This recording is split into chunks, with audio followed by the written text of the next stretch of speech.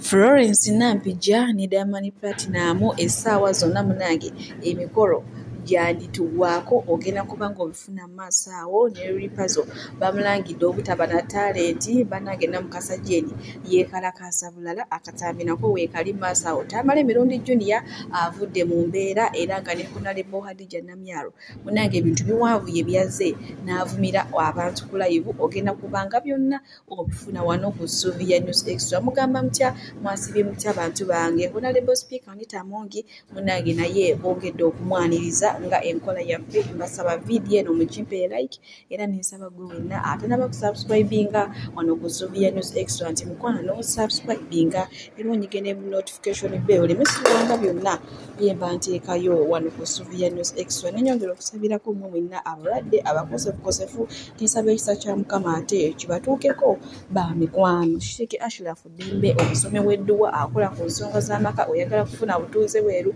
bizinesi nga tezitambula bulungi mukubireko enamba y'essimu eryawo era nga tulina ne bannaffe aba BF Suma bajanjabisa ddagala lya butonde era nga bajanjaba endwadde zonna bakubireko saagala kuwulira busubi omugongo gunnuma ate oluba ate simanya amagulu bakubireko era nga gwe naagala okulanga bizinesi naffe enamba yange weryawo ya WhatsApp jangu twogere munnange olunaku lw'ejjo entinda bagibuddeko abantu ennaku zino kati babba misana tukuli yazze n'asimbulawo emmotoka ya munne omubbi hali ya Kawundo n'agiwisa nga woolabaawo baagezesaako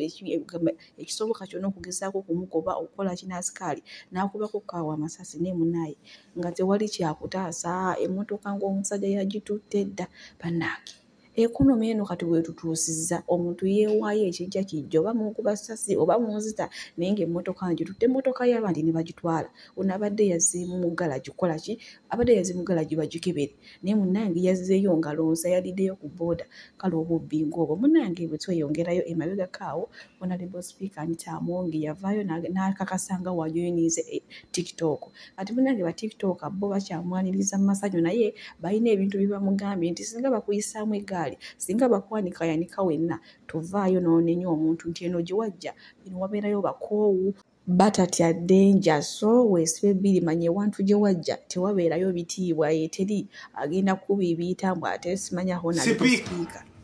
amateeka ogawulira nga kuddiremu you are most welcome Speaker Anita Amongo on TikTok ffe bwe wasanzeeko tukwaniriza tetukuyinaako buzibu naye ruru number 1 wano tewali munene ruru number 2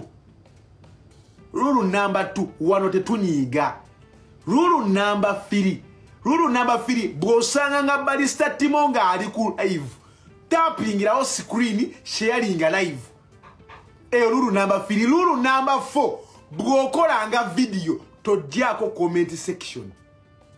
ruru number 5 wano ne Kadama president wano ne Kadama member asolo wanika omukono nakubuuza ekibuuzo kyonna kyayagala nkiddemu amagezi gazze sipiika byenkugamba amagezi gazze obitegedde ye oli mukazi wasoma ate you are a good listener otabitegeere tonoonyanga nti Balisita walabye Nagudi kye yankoze ebyo bireke kasi tokola video naye bannange lwako kati kamba nyumizeeyo akantu buli lwokola ekintu n'okiteeka mu public domain kitegeeza owaddeyo public ecriticizing esobola okcriticizing oba okwaplaudinga weebatyo munnange ba TikToker baaniriza Honorable Speaker Anita Amongi naye bamugaye munnange ffe eno gye wazze tetuzannya tetusaaga tetumanyi bitiibwa tususa gamba tususubbula okitegedde ekintu ekyo kati simanyi oba munnange mukazi wattu ekintu kye yayingiddemu oba yakiyingiddemu akimanyi oba waliwo yamusomeddemu n'amugamba sooka ogendeko ku mutalo ogwo ogwa TikTok manyi waliwo okuyingira mu kintu nekikufuukira akabasa munnange mbadde ntambula nga sigwa ku posti ya Diamond Platinum ng'ataddewo ekifaananyi kyennyini kyolaba ekya Florence Nampijja agamba essaawa zonna bannange ezija Uganda noonywa omuwala ono mbu ye atambudde mu nsi yonna abadde talabangako muwala mulungi nga Florence Nampijja era munnange essaawa zonna tuyinza okweteeka mu ddini ate nga tugenda e Tanzania muno nga twesibye amagomesi kati okusalawo kuli eri ku saidi ya muwala Florence Nampijja oba agenda kukkiriza munnange omukodomi waffe jjukira yatuwasaamu Zali oba tunaagenda e Tanzania oba tetugende okusalawo kwa mukyala kati Florence Nampijja naye agambye atambudde amawanga gonna talabangako kiwala kitiri biyitanga ki Florence Nampijja kale bwe tweyongerayo ku nsonga za Lily Puzzle yavuddeyo n'alangira n'agamba nti aba NRM bamuyite nga ye mweteefuteefu ogenda okubayimbiranga kati bo ab'ekibiina kya Nuupu munnange banyizeemuko ne bagamba Lily Puzzle lekeraawo okunyanga mu lulime n'emuluzise weefuula nti oli wa Nuupu kyokka ate nga oli wa NRM ojja luddawo obuvumu obuyimbira aba NRM bafume Bobi Wine naye kino nkikulayirira ebigambo bino nabigamba ne Gravity ku ssimu tolina kiddako tolina luyimba ogenda kuleeta abaana ogenda kuwemula tolina luyimba era ogenda kuddayo gundi byesiiba mbagamba omwaka guli ebiyenje byajja mu ddiiro kati guno omwaka ebiyenje bidda mu kabada omukolo gwawedde kati Lily Puzzle kandabe eki kyogenda otuwa 2025 tolina kiddako tokirina ogenda kuleekaana n'ebyogenda okulekana ogenda tuuka biggweyo ate ogenda leekanira mwezi ogenda kuleekana naye twetaaga music gwotalina tomanyi kuyimba oyimbanga buno bugundi emessage batuga tomanyi kuyimba oli upcoming ostrugglinga ne career yo naye ne mudda ku bannammwe mutyoboola muvuma n'okuŋŋaanya be bammye bonna kaadi bateese eki gulawo naawe ekibiina ye gwe wasoma kyenkana ky'okugulawo kino si kye bayita okumalamu omuntu amaanyi panange namukasa ng'okubye munnamasaka munnange oyo omwana muveeko bakulira mbugu byabo boolaba muleke so wabanga atandise okushana nako panange temumukuba nnyo naye nga yavuddeyo n'agamba nti ebbanga lyamaze mu kibiina kya Nuupu tafunangayo yadde 10 wabula ate okubeera nga bamwemulugunya kati simanyi namukasa ate obusungu obujje luddawa munnange Palaso olunaku lwejja abadde alina waagenzawo okuyimba ku birthday y'omwami bamuyita Aliana erinnya ate lidduse ddala munnange natulowooza teyazeemu ebya Aliana Skin jjukira bamusanga n'akwata amayinjo bakati era agenda kukwata bubazi naye munnange yeekazizza nno era n'addamu n'abiyimba ono ye olutalo si wakulumala kati apaana sooka olabe katono nnyo ekyabadde ate gye yabadde Gladiator muki Sifuke muki Amal muki Mama Mayanjas muki oyo yazaala banene oyo mukambwe nnyo azaala batono n'abanene azaala batono naye nga banene azaala banene naye nga batono ennaku zino ebinene bitono ebitono binene bageze ebitono ne baleka ebinene ne batoniya ebinene ne badda ku bitono ne bavimbisa abatono ne baleka abanene yawula enjawulo ku mputa ne mukene waliwo soda omutono waliyo n'omunene waliyo abamu nga just mitwe minene waliwo abamu nga amaalo nga mutono naye nga ebyaddala muki bino byabaki bajja kukwata okubira abanene okuba negadde yeeta tekikufuula muki Uncle P bw'atyo munnange akyalemezezza mbanange ono omwana oba ayina eggume abaana kati bamuyita mayinja family abaana bo babukyusizaawo wabula ono kyemulabye bw'atandika olutalo naye tamala alinga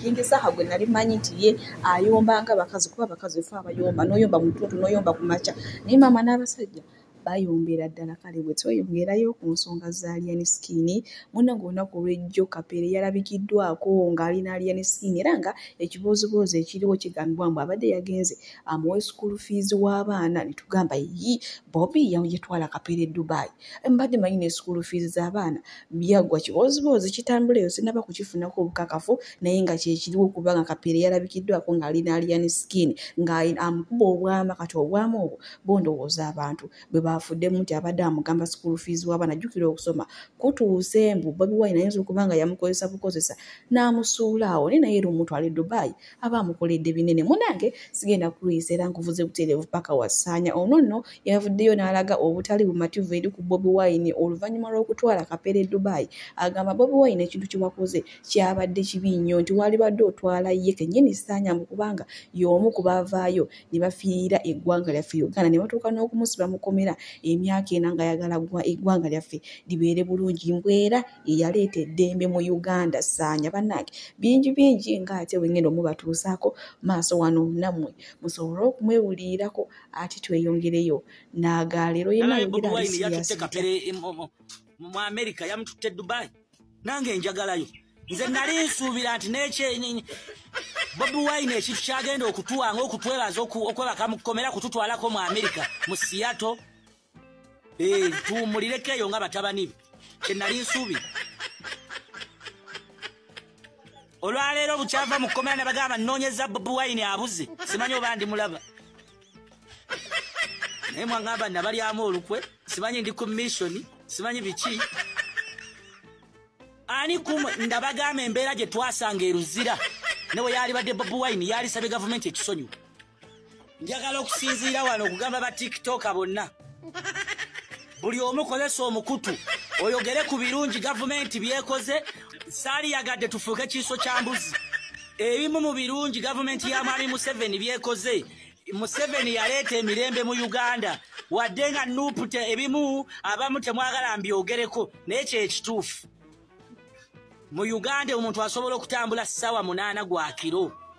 Ssaanya ye munange si musanyufu yadde n'akatono oluvannyuma lwa Bobi Wine okutwala Kapere agamba ye mazima teyali mulese kubanga y'omu eyeewayo n'afiirira eddembe lyaffe eri mu ggwanga Uganda era mbu y'omu kubaleeta eddembe ne banange okweyagaliza kuli mu Uganda emabegakaawo Palauso yavayo n'agamba mbu ye yaleeta TikTok mu Uganda kati ne Ssaanya naye agamba ye yaleeta eddembe mu Uganda nti lwaki Bobi amuleka Uganda ate n'atwala Kapere Dubai munange amawulire agenda kagaliwo tumanyi bulungi nnyo mu ggwanga lya America abakalonda pulezidenti omupya era nga ye Donald Trump ono nno leero yazze na sitayiro mpya era nga buno obudde yagobye abantu ab'amawanga ag'enjawulo era nga mwe muli n'eggwanga lyaffe Uganda yagobyeyo abantu 393 era simanyi obaani naye nga tebanaba kutuuka mu ggwanga Uganda naye nga essaawa zonna bajja kugamba bw'ogatta omuwendo gw'abantu gwe yagobye mu ggwanga erya America bali akakadde kalamba mu emitwalo 44 mu 5549 be bantu be yagobye buno obudde mu ggwanga lya America bannange omusajja yazza amazeeko ye kugamba yagambye yagala ensi ye agikole bya bulungi so si bya bibi omanyi abantu basinga abalungi abatuwuliriza era abatulaba olunaku olwaleero tukyaddeko ewa Sheikh Ashraf Dembe sebo sanyusa okubalaba amannya agange yezeseeka Ashraf Dembe akola ku bizibu by'enjawulo omuntu singa balina ebirwadde musomereddwa tunywa amazzi ga lukuya nga bw'obadde ogalaba tugenda abantu ku kyoto ne ky'emizimu emibi egibabaamu n'okulomba edduwa abantu singa abeera ng'ali wano atuuse sobola okumulombera edduwa ne waba atatuuse nga mpadde amannya ge naye ng'ali wala neetaase ennamba yange yeeno eri 0707363711 nammwe bannyinaffe abali ebweru oyagala okuba nti oyagala okulombera ku dduwa ng'olina ebizibu viza zibuze amaka gakolongotana sente zikola zimpita mu ngalo ojja kumpeereza ekifaananyi kyo n'amannya go ebyo byokka bijja kummala nja kukulombera edduwa ojja kutereera olunaku olusembayo mu mwezi mba n'edduwa eyawamu ffenna n'abalwadde bange abakadde n'abapya. Salaamu alaikum warahmatullahi wabarakatuh. bwenkozaako eno ewa King Saha munange abantu abasinga abali bamanyi nti King Saha n'ono omwana wini wa mami ensonga z'omukwano bazikwasaganya kubanga babeera bonna mbu King Saha amanyi n'okugenda ono omuwala gy'asuula ekiro ssaawa 8 ssaawa 9 munaamukimayo mu nnyumba jjukira ono omuwala alina boyfriend we ayitibwa Alichi kyokka mbu ye ne bamuleka mu nnyumba King Saha n'agenda ne wini wa ki n'agenda ne wini wa mami gye tutamanyi gye babeera balaze munange wini abyewakanya agambye mbu yo just ebeera busy bizinesi kye yeyekiro kale era nga nkwongerayo Sister Junior atabukidde Winnie oluvannyuma lw'okugamba Abba Makasi mutabani wa Jose Chameleone mbu bakole ki bagende bakyatingire ku WhatsApp munnaye kati agambye mbu tebikwatagana mbu kiraasi ndala nnyo n'omwana akugamba ali wala nnyo ku Winnie wa mami mutasobola mukwana ne wamwetega kale Winnie wa mami mbu Abba Kolomi gwe Winnie wa mami tebajja kukwagala mukwano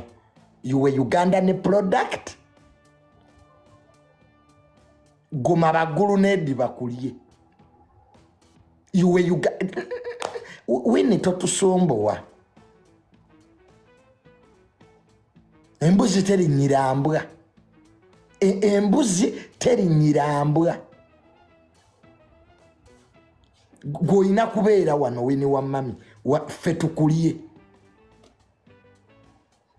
oyina ka boyfriend konna kafaanana nga akasirisitu omanya akasirisitu kalinga ke baagattira mu laboratory gwaeke embuzi erinyira embwa gwaeke empologoma ezaala mu kamyo Winnie wa mami yes Abba akubire gwe kubalaba awo nno weetuli naye nga tukyeyongerayo ne Sister Junior ono nno asanyukidde Honorable Hadija Namyalo kye yakuza omanya abadde ku live ng'alina ebintu byayogera agamba ng'ateesezza eggwanga gye waavudde mu comment section n'asooka n'amuwalabula munage naye teyasiriizi naye n'amuliisa ebinene olinga kino olinga kiri Honorable nga yatabukidde ku live kati ye Sister Junior agamba mutuufu 100% abantu munnange bakola nnyo akajanjane mu nsonga zibabeera tebamanyi kale ngenda kubanga mubateerako namwe ati wano ng'abanyo ajjati Hadija Namyalo tuli mabegago President Museveni akwongera ssente n'ekifo era namugambye Hadija Namyalo nakusabidde ekifo ewa Museveni gw'omu ku basinze okukola mu gavumenti eno era ekyo President akimanyi werinde bwa Prime Minister tugwa naawe ffe weetuli ajjati Hadija Namyalo werinde bwa Prime Minister kwagwa abasobola agagambo g'ofulumya tayinza butabukuwa ajjati ebiwaadi byofu tasobola butabukuwa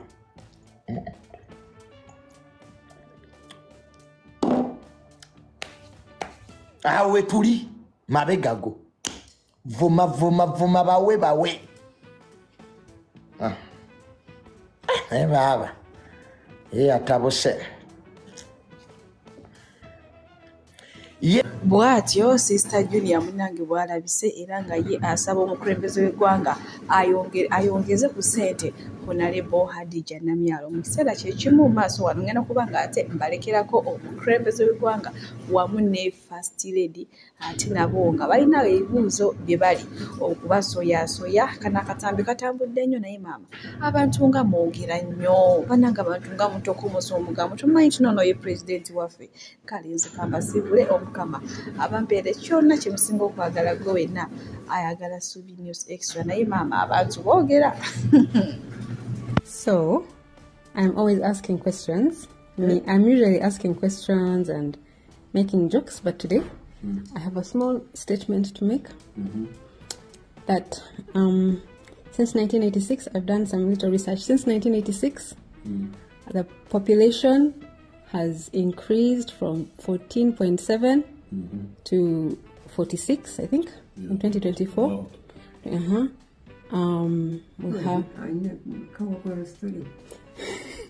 We have the youngest population, one of the youngest populations in the world.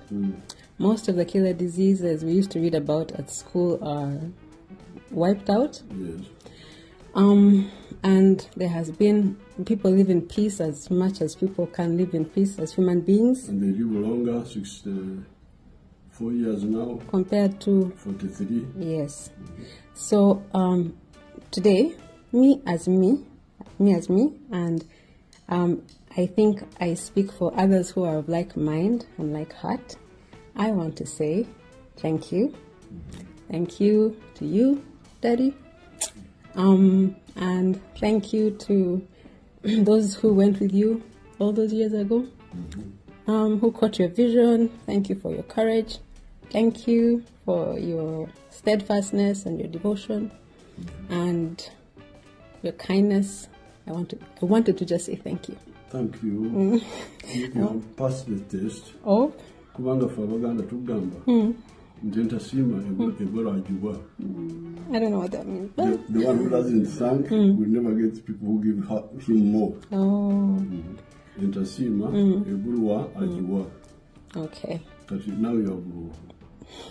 Sima. I wanted to say a thank you from my heart. I believe I'm not alone. To say thank you to you, Ginga, to you, Mommy, for walking steadfastly with Daddy all these years, faithfully carrying him with your prayers, and many of us. So I really just wanted to say thank you and happy